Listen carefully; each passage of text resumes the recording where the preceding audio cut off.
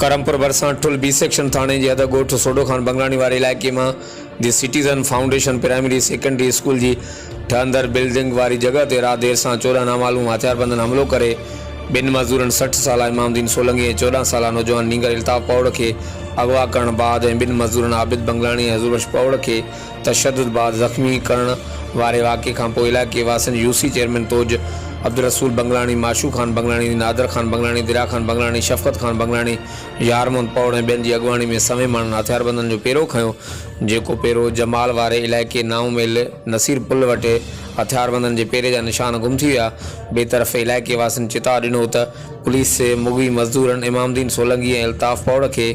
तुरत बाज़ियाब न करायो त ठुल जेकाबाद मेन रोड ते धरणो हयो वेंदो। हर वक़्तु आगाहण लाइ ॾिसंदा रहो JTN वेब न्यूज़।